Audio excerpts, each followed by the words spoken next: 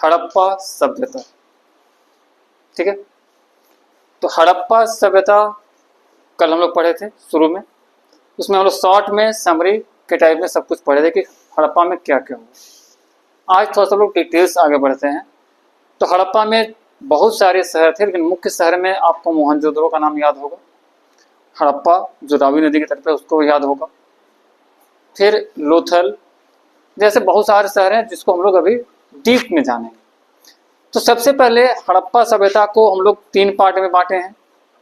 एक है pre mature, एक है मैच्योर और एक है उत्तर, यानी कि लास्ट स्टेज का जो था। ठीक है, तो सिंधु सभ्यता या को ही हड़प्पा सभ्यता कहते हैं, हड़प्पा सभ्यता को ही सिंधु सभ्यता या सिंधु सिविलाइजेशन के नाम से जानते हैं। कोई कंफ्यूजन किसी को नहीं। तो उसमें एक शहर का नाम था मोहनजोदाड़ो। इस पे एक मूवी भी आई थी ऋतिक रोशन की। तो मूवी मोहनजोदाड़ो जो है वो लरकाना जिला पाकिस्तान में स्थित है, सिंधु प्रांत में। ठीक है, और इसकी खोज राखल दास बनर्जी ने 1922 ईस्वी में करी। मोहनजोदाड़ो से रिलेटेड एक क्वेश्चन हमेशा आता है कि इसका दूसरा नाम क्या है। तो इसका दूसरा नाम है मृतकों का टीला, यानी कि मृतकों का टीला इसको क्यों कहते हैं, ये एक्चुअली अरबी भाषा में है। मृतकों का टीला का अर्थ होता है मोहनजोदाड़ो। तो मृतकों का टीला इसलिए कहते हैं कि वहां पे एक किला है जो पाया गया है। किला समझते हो ना, दुर्ग, फोर्ट। और उस किले में जो गली है, बरामदा है और सीढ़ियां हैं, वहां पे मिले हैं स्केलेटन, बोन्स, हड्डियां। और वो हड्डियां जो हैं वो या तो बच्चों के हैं या महिलाएं या लड़कियों के हैं। यानी कि इससे प्रतीत होता है कि वहां पे सिर्फ निर्मम हत्या की गई थी बच्चों की और महिलाओं की। अब जहां पे मृतक मिले हैं और वो टीला पे मिला है तो उसको क्या कहेंगे, मृतकों का टीला कहेंगे। तो एमसीक्यू में पूछेगा कि मृतकों का टीला किसे कहते हैं, तो आप दोनों आंख बंद करके लिख दीजिएगा मोहनजोदड़ो। कोई दिक्कत? ओके। अब मोहनजोदड़ो की जनसंख्या कितनी थी? तो अनुमानित, देखो इतिहास है और इतिहास भी इतना पुराना है कि आज से 5000 साल पहले की बात है। ठीक है, तो 5000 साल पहले जनसंख्या कितनी थी आप अपने गांव के नहीं बता सकते हो, तो मोहनजोदड़ो कैसे पता चले? स्वीटी, आपके गांव की जनसंख्या कितनी थी 5000 साल पहले? नंदनी, चांदनी, खुशबू, प्रियांशु? तो कहने का मतलब है किसी को पता नहीं है। तो पुरातत्वविदों के द्वारा या अन्य रिसोर्स से जब खोजा गया, C14 कार्बन डेटिंग प्रणाली जो है C14, उसके द्वारा खोजा गया, तो एक अनुमान लगाया गया। नंदनी अनुमान लगाई थी कि उस समय जनसंख्या 35,000 रही होगी।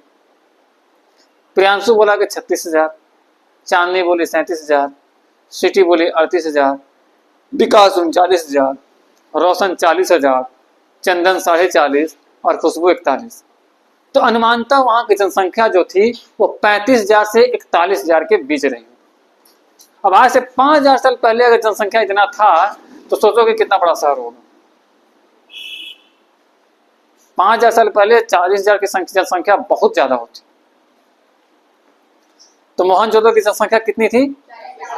35 से 40 मान के चलो एवरेज। वहां पे एक बड़ा सा स्विमिंग पूल था, मस्त नहाने वाला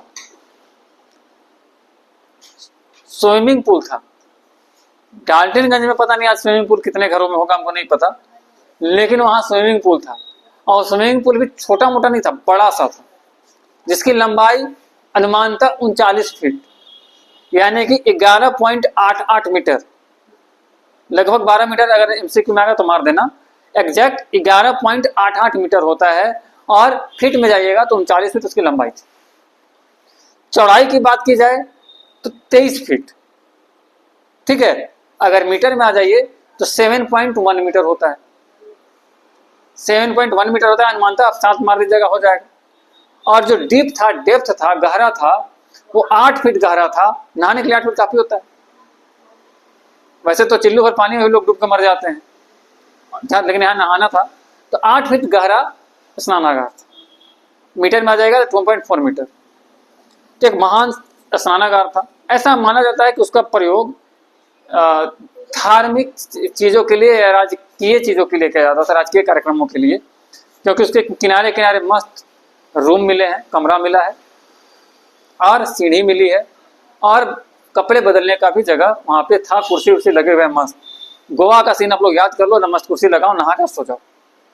इस टाइप की व्यवस्थाएं थी। अगर आपके पास मोबाइल सबके पास है, आप स्मार्टफोन में उसकी तस्वीरें उपलब्ध हैं, देख सकते हैं। अब सोचो कि आज से 5000 साल पहले इंडिया में स्विमिंग पूल हुआ करता था। ऐसे ही भारत को सोने की चिड़िया नहीं कहा गया। आज तो आपके घर में चापाकल भी होगा तो बहुत बड़ी बात है।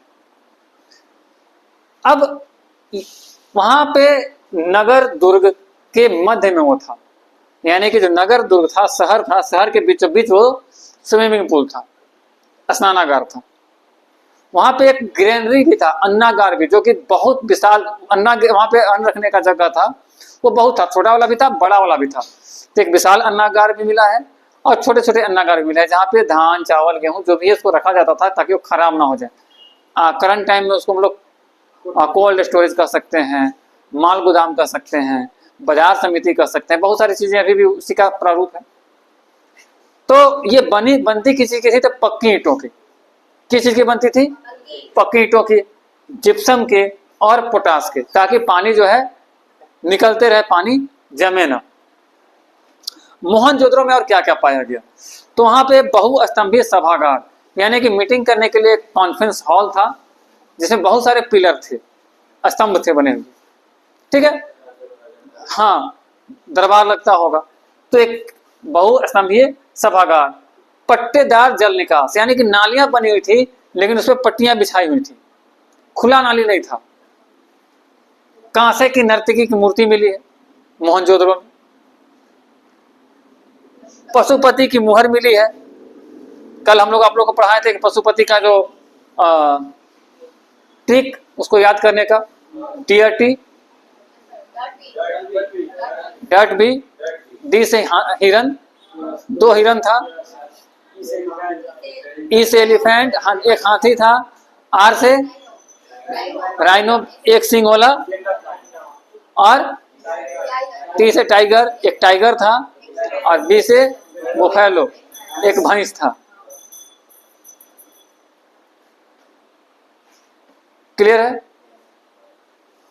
शौक है वो नहीं, हम सोचे कि यहाँ कोई भैंस वैस नहीं है, सब तो पतला दुबला दिख रहा है मेरे टाइप का। एक योगी की मूर्ति मिली, एक वृषभ बैल की मुद्रा मिली है, मुद्रा में तस्वीर। मेसोपोटामिया मूल का पत्थर मिला है वहां। इससे पता चलता है कि मेसोपोटामिया से व्यापार रिश्ते रहे थे। सबसे बड़ी इमारत जो धन कोठार है, जो लगभग 50 मीटर लंबा चौड़ा है, वो सबसे बड़ा इमारत मोहनजोदड़ो में ही मिला। 50 मीटर बता तो रहे हैं। हाँ, यहाँ से कितना बताएं? मिशन स्कूल,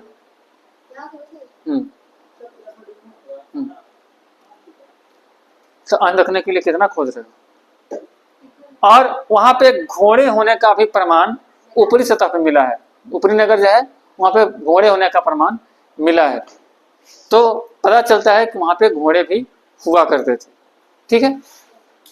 अब आते हैं हड़प्पा। हाँ,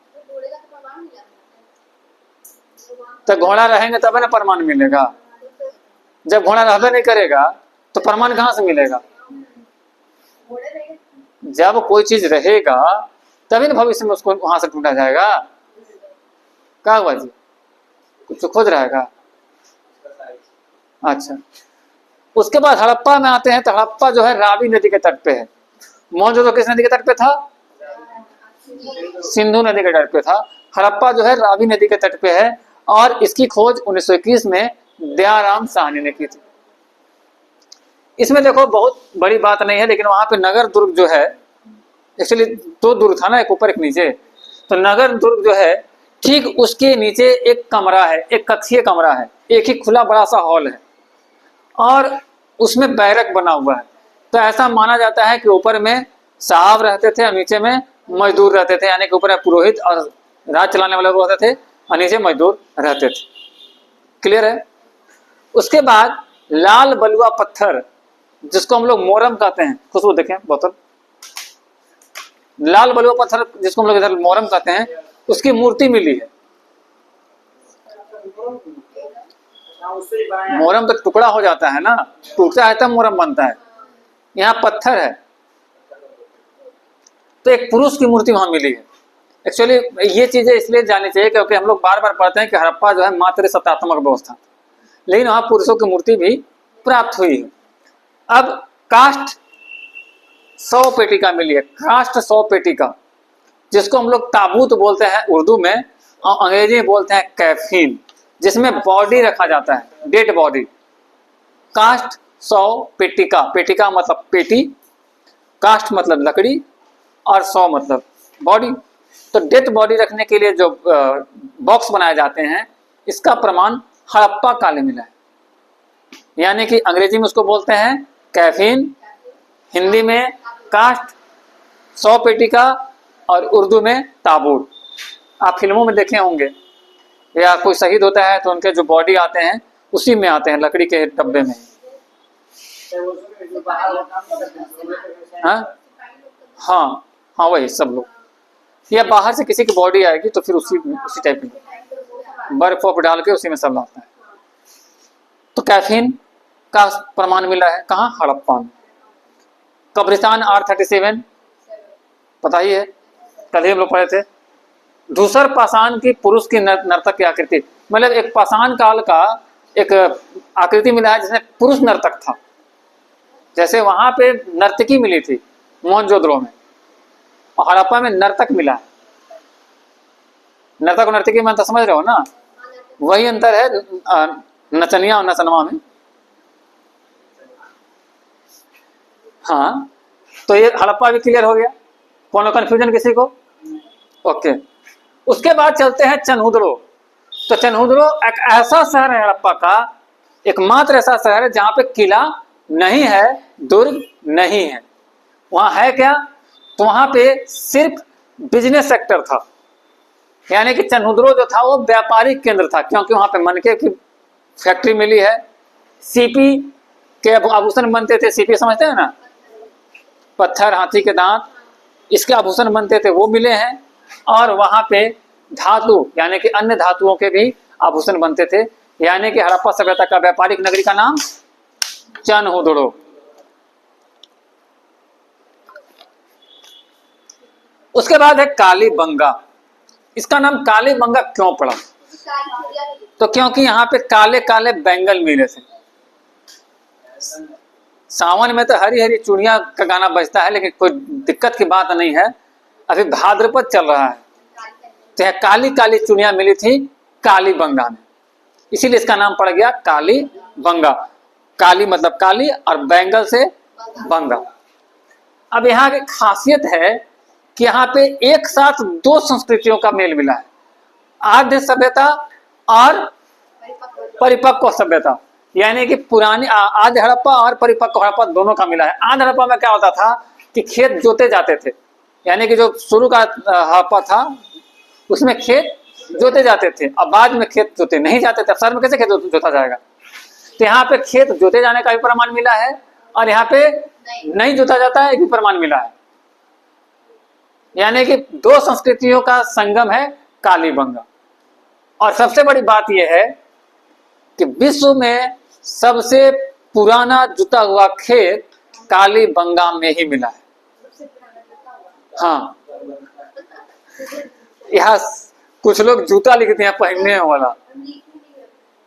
तो विश्व में सबसे पुराना जुता हुआ खेत, यानी दुनिया में सबसे पहले खेत की जुताई अगर कहीं हुई होगी तो जो अभी तक प्रमाणित है वो कालीबंगा है।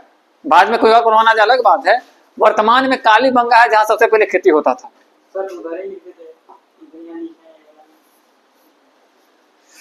उसके बाद वहां का जो देखो बाकी जगह हड़प्पा का जो भी सभ्यता मिला है वहां पे ऊपरी शहर और निचली शहर ही मिला है, ठीक है। लेकिन कालीबंगा में एक प्रमाण मिला है कि शहर के किनारे किनारे बड़ी बड़ी ऊंची ऊंची पक्की ईंटों की दीवारें थी, बाउंड्री वॉल था। तो एकमात्र कालीबंगा है जहां पे बाउंड्री होने का प्रमाण मिलता है, चार दीवारी होने का प्रमाण मिलता है। कोई कंफ्यूजन? पढ़ रहा है पल्ले? वहां पे टेरिकोटा की जो आकृति मिली है उसमें मातृ देवी नहीं है, जबकि पूरे हड़प्पा सभ्यता में मातृ देवी का ही मूर्ति मिला है, लेकिन वहां पे मातृ देवी की आकृति अभी तक नहीं प्राप्त हुआ है। बाद में मिल जाए, लेकिन वर्तमान में अभी तक प्राप्त नहीं हुआ है। एक बना सिलखड़ी टेराकोटा वहां का एक पदार्थ था जिससे बनता था। अग्निवेदियों की श्रृंखला, यानी कि वहां पे काफी अग्निवेदी मिले हैं, इससे पता चलता है कि वहां पूजा पाठ जबरदस्त तरीके से होता होगा, धार्मिक रीति रिवाज वहां था। वहां पे माना जाता है कालीबंगा में कि कच्ची ईंटों का ज्यादा प्रयोग था, बाकी जगहों में पक्की ईंटों का प्रयोग था, लेकिन कालीबंगा में कच्ची ईंटों का प्रयोग ज्यादा होता था। ये कहाँ है कालीबंगा? करेक्ट, राजस्थान में। और यहाँ पे 1 या 3 समाधिकरण के प्रमाण मिले हैं, यानी कि एक साथ 1 लोग, 2 लोग, 3 लोग भी दफनाए जाते थे। और कोई नहीं मिलता था तो कूदता, ससुरा कूदे के दबा देता था। अरे भाई अकेले मुंह जाएगा, समझ रहे हो? अरे भाई तो अकेले कोई मुंह गया, अब उसको उतना दूर जाना है, रास्ते में मान भूत पकड़ लिया तब वो, अच्छा भूत बन गया, मरेगा तो कैसे बन जाएगा?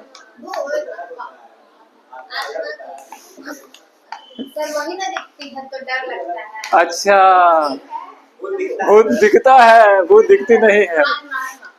ओके, खैर भूत प्रेत नहीं, उसको साइंस नहीं मानता है और हम भी नहीं मानते हैं, ये बस मजाक था। क्योंकि क्लासें जब लंबी होती हैं तो बीच में थोड़ा सा मस्ती होना जरूरी हो जाता है, क्योंकि अभी बहुत कुछ बचा हुआ है हड़प्पा में। हड़प्पा आज आपका लंबा चलने वाला है, अब बने रहिए। उसके बाद चलते हैं लोथल। तो लोथल में एक पूरा बहुत प्राचीन बंदरगाह मिला है। भाई आप लोग बताओ कमेंट करके कि एक बंदरगाह बनाने के लिए कम से कम कितने बंदरों की आवश्यकता होगी?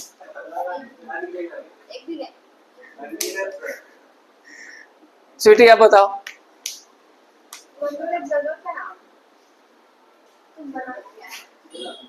बंदरगाह के लिए बंदरों की आवश्यकता नहीं होती है।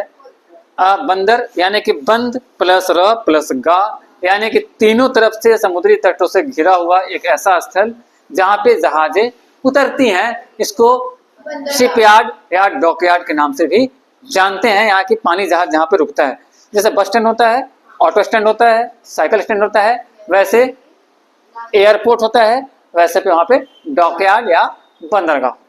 तो विशालतम बंदरगाह मिला है हड़प्पा सभ्यता का लोथल, गुजरात में।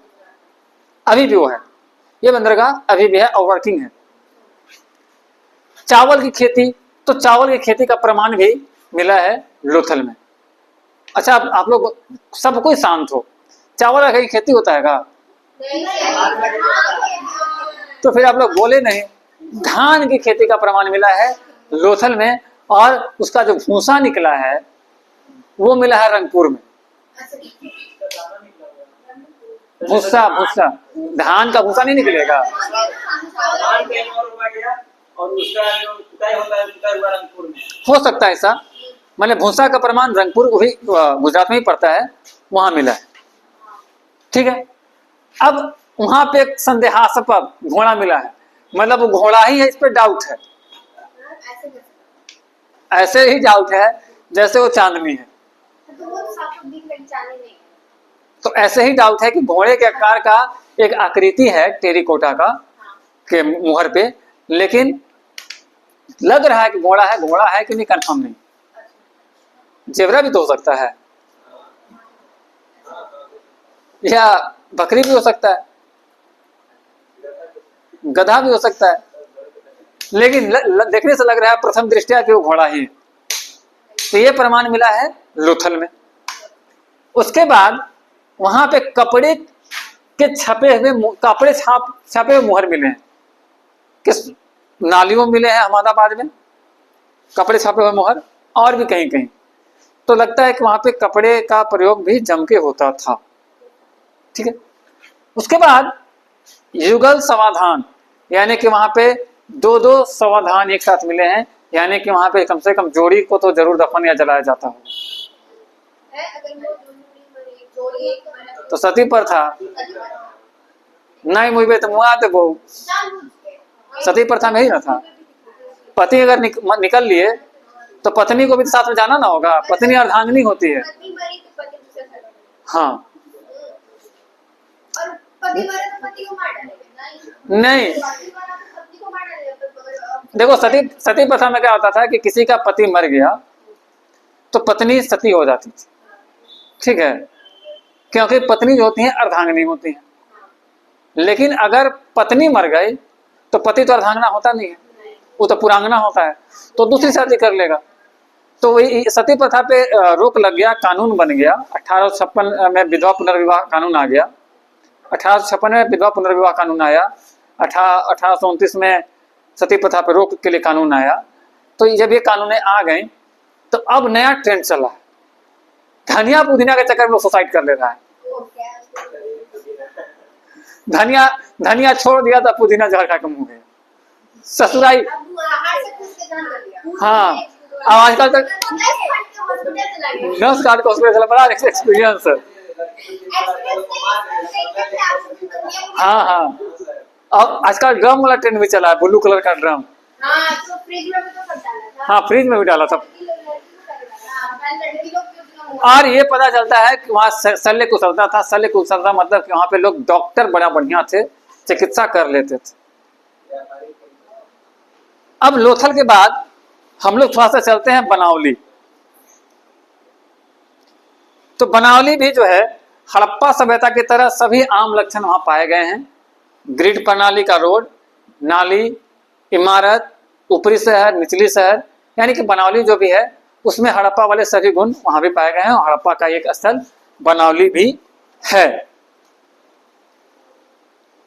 वहां पे पक्की मिट्टी का बना हुआ हल प्राप्त हुआ है। ये बनावली की एक बड़ी खास बात। हल जो है वो पक्की मिट्टी का बना हुआ है, तो ये बनावली की एक खासियत अलग से है। बाकियों से हटके बनावली में अगर जाइएगा तो आपको एक हल की बात मिलेगी। घड़ा पक्का मिट्टी का ही ना होता है। घड़ा हो गया पक्का मिट्टी का, फिर सुराही हो गया, या मिट्टी के बर्तन जो बनते हैं सब पक्का ही के बनते हैं। तो पहले उसी का हल बनाया जाता था। ईंट भी तो पक्का मिट्टी का ही होता है, तो पहले उसी का हल बनाया जाता था। पहले लोहा का खोज नहीं हुआ होगा उसमें, लोहा का साथ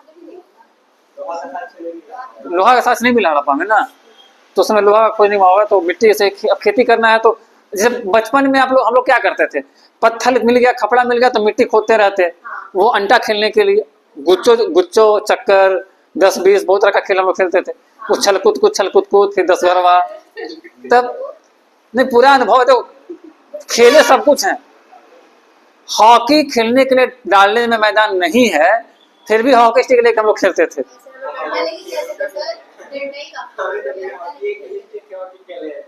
नहीं, हॉकी स्टिक लेकर हॉकी खेलते थे। बस फर्क ये होता था कि गेंद के जगह पे व्यक्ति होते थे।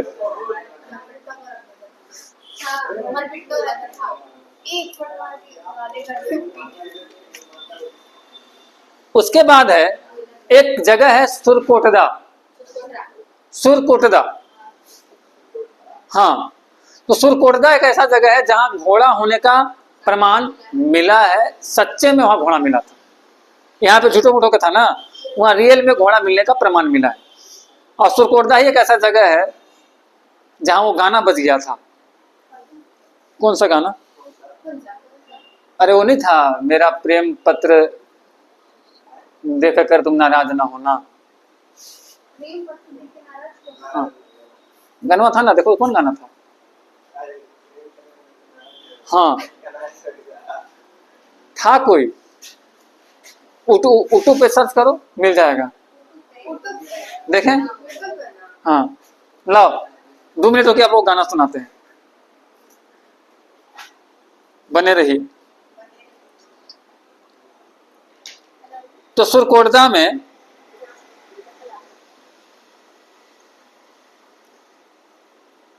एक लेटर मिला है।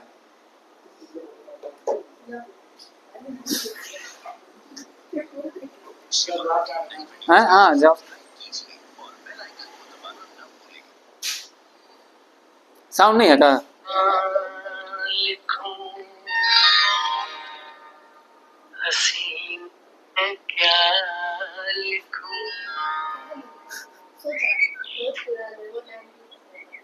सुना रहा है ना आप लोग को? ये मेरा प्रेम पत्र पढ़कर कि तुम नाराज ना होना, कि तुम मेरी जिंदगी हो, कि तुम मेरी बंदगी हो। बज रहा है? ये मेरा प्रेम नाराज क्यों होंगे? हाँ, तो इसका कॉन्सेप्ट ये था कि सुरकोटता में जहाँ पे 100 दफन किया जाता था वहां पे पत्र होने का प्रमाण मिला है, मतलब डेड बॉडी के साथ लेटर भी मिला है। अच्छा, तो अब ये तो हम नहीं पढ़ पाए हैं क्योंकि किसी का पेपर का धातु का होगा। हाँ, तभी। तो लेकिन दुख का बात यह कि उसको हम पढ़ नहीं पाए हैं, इसलिए नहीं पढ़ पाए हैं कि वो पिक्टोग्राफी लिपि में था और हड़प्पा सभ्यता का लिपि आज तक पढ़ा जा ही नहीं पाया है। लेकिन अनुमान लगाते हैं कि जो हम लोग गाना बजा रहे थे यही रहा होगा। मरने के बाद भी कोई अगर लेटर लेके जा रहा है तो कुछ तो बात रही होगी। हाँ, तो 100 के साथ पत्र दफन होने का उदाहरण कहाँ मिलता है? सुत्रकोटता में। और यह संभवतः एक बंदरगाह का नगर रहा होगा। हालांकि लोथल की तरह यहाँ पे जो गोदीवाड़ा है इसकी सुविधा नहीं थी।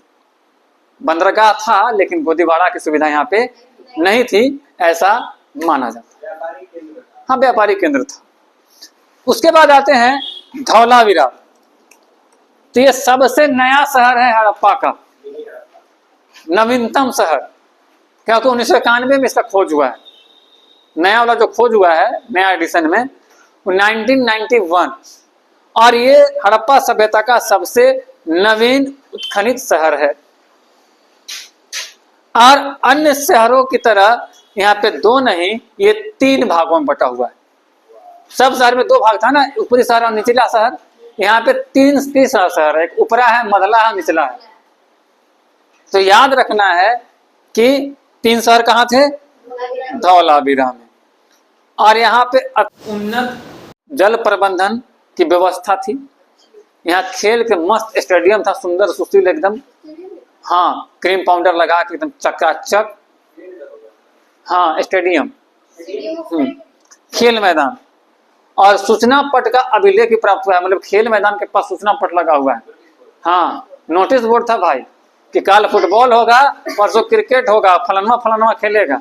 जो प्लान पड़ा था स्कूल में जाके। हाँ, और क्रमानुसार अगर इसकी संरचना की बात की जाए तो लोथल का गोदीवाड़ा यानी कि स्नानागार के पश्चिम में स्थित है, और अन्नागार जो सभागार के और स्नानागार यानी कि सीरियली बना हुआ है। पहले सभागार है, फिर स्नानागार है, उसके पहले अन्नागार, यानी कि पहले ग्रैनरी, फिर सभागार, उसके बाद स्नानागार। तो ये चीजें लोथल में मिली है। तो लोथल हो गया, धौलावीरा हो गया, और यानी कि मुख्यतः जो शहर थे हम लोग को पढ़ना था तो हम लोग पढ़ लिए। अब आते हैं अर्थव्यवस्था। क्या है कि भैया पैसा नहीं रहेगा तो इतना बढ़िया शहर कैसे आएगा? तो अर्थव्यवस्था का पैसा कहाँ से आता था 5000 साल पहले? पैसा, तो पैसा आमदनी का पहला स्रोत था कृषि। अर्थव्यवस्था का पहला स्रोत था कृषि। हाँ, वो तो एक्सचेंज सिस्टम हो गया ना, कब बेचोगे तब ना एक्सचेंज कुछ होगा। तो पहला था कृषि। तो कृषि में सरसों, तिल, कपास, मटर, दलहन की सब फसल मिलती थी। ठीक है, क्या क्या मिलता था?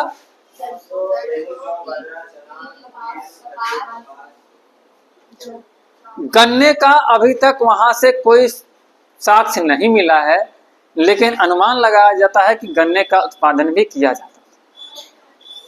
ठीक है, खेती हो गया। खेती के बाद पशुपालन, कृषि में तो पशुपालन भी ना होगा, तो वहां के लोग पशु भी पालते थे। पशु में भेड़, बकरी, कुबड़दार पशु, जो कुबड़ वाला पशु होता है, कुबड़ पशु का प्रयोग इस उदाहरण होता है जैसे कि वृषभ मिला था ना, फिर हड़प्पा मोहरों में कुछ अलग अलग तरह के सांड मिले हैं, अलग अलग नस्ल के, इससे पता चलता है कि वो बाहर से आयात किए गए होंगे। फिर संभार, चीतल, पाढ़ा, कछुआ, सुअर, ऊंट, बारहसिंघा, ऐसे बहुत सारे पशुओं के पालने का प्रमाण मिलता है। तो पशुपालन भी समझ में आ गया होगा। आप लोग इसको लिख लीजिएगा, जो बोले हैं इसको घर में लिख लीजिएगा, ठीक है।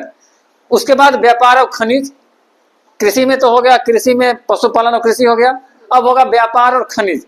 तो व्यापार और खनिज क्या था? तो विदेशी व्यापार मुख्यतः मेसोपोटामिया और सुमेरिया जो आधुनिक इराक है, आज का इराक जो है उस समय सुमेरिया कहलाता था। तो सुमेरिया से, बहरीन से और मेसोपोटामिया से इसका व्यापार होता था। कहाँ से व्यापार होता था? सुमेरिया, मेसोपोटामिया और बहरीन। सुमेरिया को वर्तमान नाम क्या है? इराक।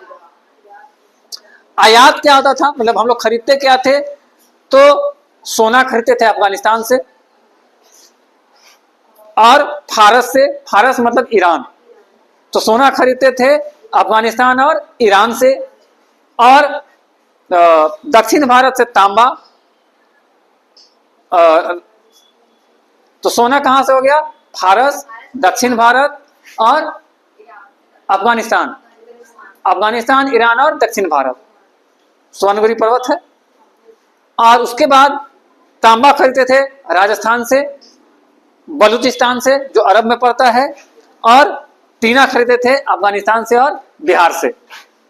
बिहार शुरू से टीना में मने राजा रहा है। अभी भी हम लोग बिहार, संयुक्त बिहार में होते तो बोकारो स्टील प्लांट सब तो बिहार में लगा था, संयुक्त बिहार में लगा था, झारखंड में थोड़ी लगा था। अब मैं झारखंड में आ गया।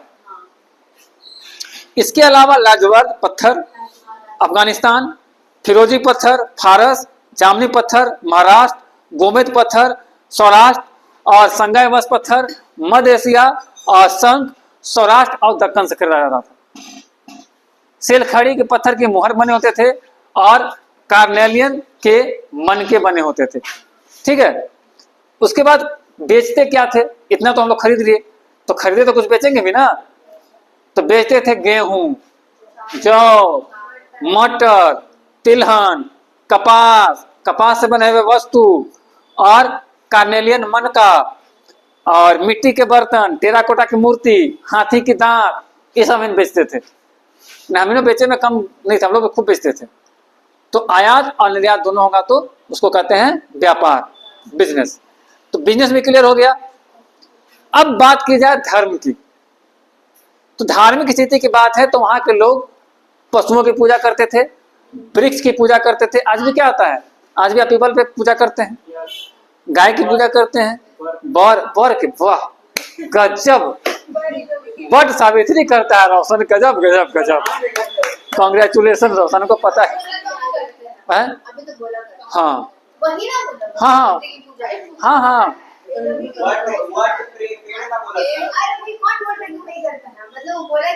हाँ, वट का पूजा करता था। नहीं, वट नहीं बोला, बर का पेड़ बोला। चलो अच्छा है। तो पहले के लोग, हड़प्पा के लोग वृक्ष और पशुओं का पूजा करते थे। पशुओं में खास करके कुबर सांड का, हड़प्पा में कुबर सांड का पूजा करते थे, खास करके अगर पशु की बात होगी तो। जो आजकल उठा कर नहीं पटक देता है, उसी का। और भूत प्रेतों में विश्वास रखते थे, क्योंकि उस समय के लोग भी ताबीज पहनते थे, इसका प्रमाण मिला है। अब आज से 5000 साल पहले ताबीज पहनता था तो समझो। तो भूत प्रेत में भी विश्वास वहां पे रखते थे। और भूत प्रेत नहीं है तो किसी भी आदमी में समाधान, आदमी का मतलब आइए और बोले करते हैं। इसके एक सेकेंड, इसके लिए आप जो बोल रहे हो, हम इस बात को मानते हैं कि कुछ व्यक्ति का एक्टिविटी चेंज हो जाता है, तो इसके लिए आपको साइकोलॉजी पढ़ना होगा। आप साइकोलॉजी पढ़ोगे, ये चीज क्लियर हो जाएगा। ये मानसिक रूप से 4-5 प्रकार का बीमारी होता है, उसी में एक बीमारी वो भी है। तो सर वही मेंटली। एक सेकेंड, मामला क्या है ना कि आपको बुखार लगा हुआ है, और अगर मान ली कि हमको बुखार जोर से लगा हुआ है तो आप बेड नहीं छोड़ोगे, और अगर आप मान ली कि चलो हल्का बुखार है तो आप कंटिन्यू कर जाओगे। इसका करंट एग्जांपल देखो, अभी मेरा संडे को फीवर था ना, हम एक दिन भी क्लास बंद नहीं किए, लेकिन इसी क्लास में देखो कि थोड़ा सा भी होने के बाद लोग घर छुट्टी मार देते हैं। तो ये आपके इस पे फोकस करता है। अगर आप मान लिए कि हम कमजोर हैं तो आप कमजोर हो, आप मान लिए कि स्ट्रांग हैं तो आप स्ट्रांग हो। आप साइकोलॉजी का अगर स्टार्टिंग का 4-5 चैप्टर पढ़ लोगे ना, आप पढ़ाएंगे किसी दिन तुम लोग को साइकोलॉजी एग्जाम से पहले, जिसका नहीं भी है उसको भी पढ़ाएंगे, क्योंकि उसके लिए जरूरी है साइकोलॉजी को पढ़ना। कम से कम 2 दिन क्लास साइकोलॉजी चलेगा, आपका होगा तो भी और नहीं होगा तो भी। हाँ, ये आपके मेंटल स्टेटस पे डिपेंड करता है। तो हड़प्पा सभ्यता में लोग इस पे ज्यादा बिलीव करते थे। जैसे जैसे साइंस आगे बढ़ रहा है ये डर खत्म होते जा रहा है। ठीक है, शहर के लोग भूत प्रेत कम मानते हैं, गाँव के लोग अभी ज्यादा मानते हैं। तो ये आपका एजुकेशन पे डिपेंड करता है, आपके नॉलेज पे डिपेंड करता है। ठीक है, ऐसे भी एक कहावत है कि मरा हुआ घास घोड़ा नहीं खाता, मरा हुआ घोड़ा घास नहीं खाता। अब बात करते हैं कि वहां पे पूजा होती थी पशुपति महादेव की, जिनको आद्य शिव की उपाधि दी गई है। आद्य शिव, आधा शिव, पुराने शिव। और अभी पशुपति मंदिर भी बना हुआ है आपका नेपाल में। और उनमें क्या क्या था तो बता ही दिए हैं। फिर मातृ देवी की पूजा होती थी, उनको पृथ्वी देवी का मिला है, अन्न निकल रहा है पेट से। लिपि और भाषा की बात की जाए तो पिक्टोग्राफी लिपि थी, उसको पढ़ा नहीं जा सका है। 400 चिन्ह मिले हैं तो कल ही बताया जो, इसलिए हम इसमें आगे बढ़ेंगे नहीं। टेराकोटा की मूर्तियां, तो खिलौना तथा वस्तु में टेराकोटा का ही मूर्ति प्राप्त होता था। मूर्ति की बात की जाए तो मोहनजोदड़ो में 11 और हड़प्पा में 2 से लेके अलग अलग प्रकार के एक मूर्ति प्राप्त हुआ है। तो मूर्ति भी मिला है। पत्थर की मूर्तियों का सर्वोत्तम उदाहरण है मोहनजोदड़ो। वहां पे पत्थर का सिलखड़ी का मूर्ति मिला है, जिसमें एक दाढ़ी वाला व्यक्ति मिला है, जिसका दाढ़ी है। जब उस समय कंघी था, लिपस्टिक था, तो दाढ़ी किसी नहीं बनेगा तब। अच्छा, ब्लेड नहीं होगा, लेकिन ब्लेड टाइप का चिकना चीज कुछ ना कुछ तो होगा। अब सोचो ना यार कि जब कंघी था तो कंघी तो बनाया ही होगा ना, लिपस्टिक बनाया था सब। माने महिलाएं तो आभूषण के लिए कहीं, मैंने हड़प्पा में भी लिपस्टिक था, सोचो। हाँ, आज से 5000 साल पहले, 5000 ईयर पहले। अच्छा, पता है स्पेशली आप लोग गर्ल्स, लिपस्टिक किस चीज का बनता है पता है?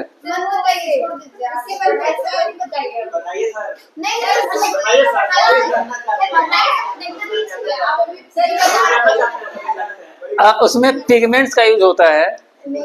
पिगमेंट्स का यूज होता है। आप गूगल कर लेना। और पिगमेंट्स का यूज करने के बाद भी आजकल के जो कुछ लोग हैं करके उसके बाद सेल्फी लेंगे। देखो, क्लास में मस्ती होना चाहिए। तो पिग मतलब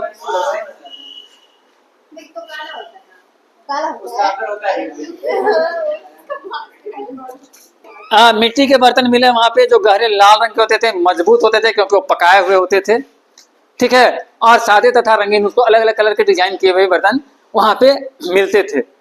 जानवरों की आकृतियों में बनाए जाते थे, जैसे चिड़िया का डिजाइन का बर्तन होता था, सांप के डिजाइन का बर्तन होता था, मछली बनाया जाता था। कल में पता कि सबसे ज्यादा मछली मिला है तो बर्तन में ही बनाया जाता था। हाँ, यूं मुद्रा में मिला है। ये बर्तनों में ज्यादा मछलियों का आकृति मिली है। जैसे घड़ा वाला में अभी भी जाओगे ना तो मछली बना हुआ मिलेगा ऐसे ऐसे। तो मछली, सांप, चिड़िया, ये सब चीज का डिजाइन बनाया जाता था। और पेड़ तो लोकप्रिय डिजाइन था, पेड़ सबसे ज्यादा बनता था बर्तनों में। पेड़ पौधा आज भी देखोगे तो हरा भरा सबको पसंद है ना। हाँ, अगर माप तौल की बात की जाए तो तौल का पत्ती 1, 2, 4, 8, 64 आदि था, यानी कि 16 के माप का सिद्धांत था। 1, 2, 4, 8, 16 या ऐसे क्रम 32, 64 ऐसे माप का पत्ती था वहां पे। वजन के लिए 100 ग्राम 200 ग्राम नहीं था, 1, 2, 4, 8, 16, 32, 64 इस प्रकार का वजन सिस्टम था। ठीक है, लोथल से मापने के लिए कांचे का छड़ मिला है। इससे पता चलता है कि वहां पे तौलने के लिए तराजू भी रहा होगा। और हड़प्पा वासी जो थे उनको रैखिक प्रणाली का जनक माना जाता है। मेजरमेंट का जनक, फाउंडर माना जाता है हड़प्पा वासी को। अंतिम संस्कार की बात की जाए तो वहां पे 3 विधियां मिली हैं। पूर्ण दफन, आंशिक दफन या दाह संस्कार, यानी कि पूरा दफन कर दिया जाता था मिट्टी के अंदर, या फिर आधा दफन किया जाता था, आधा फेंक दिया जाता था कुत्ता कौवा खाने के लिए, या फिर उनको जला दिया जाता था। लाश को ऐसे फेंक दिया, आधा मिट्टी में गया, आधा कुत्ता खा, कौवा चील उल खा गया। 3 तरह के वहां पे मिले हैं। अब कुछ क्वेश्चन है जिसका आंसर आपको कमेंट में देना है। जो पढ़ाए हैं इससे रिलेटेड कुछ क्वेश्चन है। हर वीडियो में अब हम 10 क्वेश्चन एमसीक्यू क्लास में देने वाले हैं, और अगर आप ध्यान से नहीं पढ़े होंगे, मस्ती में पढ़े होंगे, तो फिर आपके लिए क्वेश्चन मुश्किल होने वाला है। क्वेश्चन नंबर 1, हड़प्पा अवशेष पर सबसे पहले किसने ध्यान दिया? हड़प्पा अवशेष पर सबसे पहले किसने ध्यान दिया? आपको कमेंट देना होगा। रॉन्ग आंसर है प्रियांशु जी, आप जो बता रहे हैं रॉन्ग है, इसका मतलब ध्यान से अपने पढ़े हैं।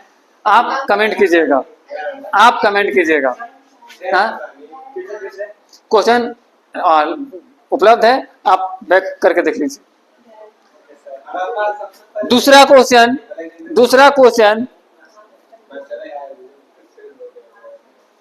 हड़प्पा की मुहरें किस प्रक्रिया से बनती थी? हड़प्पा की मुहरें किस प्रक्रिया से बनती थी? काट कर, नाप कर, गोला करके, मिटा करके। 4 ऑप्शन भी आपके साथ दिए हैं, आप कमेंट कीजिएगा।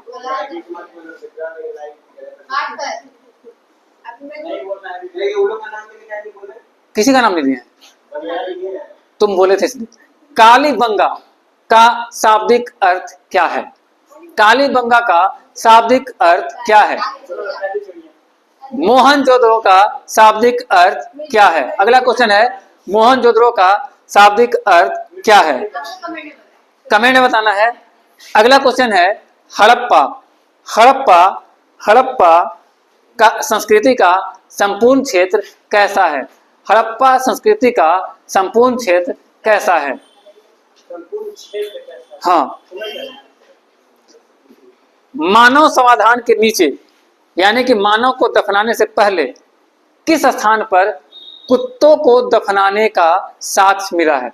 मानव समाधान के नीचे कुत्तों का शव होने का साक्ष्य किस हड़प्पा स्थल पर प्राप्त हुआ है?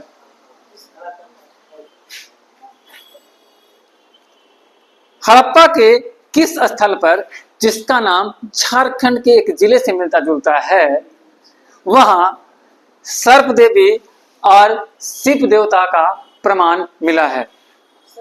हाँ,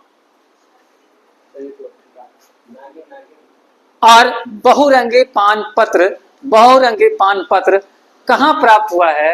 इसका जवाब भी आपको देना होगा।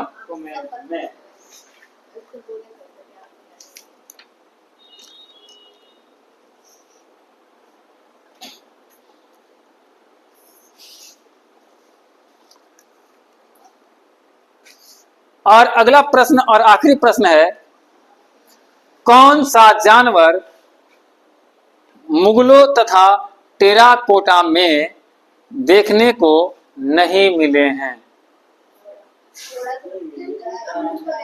मिलते हैं अगली क्लास में। फिलहाल इंतजार रहेगा आपके कमेंट्स का। अगर आपने ध्यान से पढ़ा होगा तो आप कमेंट्स में इसका जवाब जरूर देंगे। I will wait all dear students. Bye bye.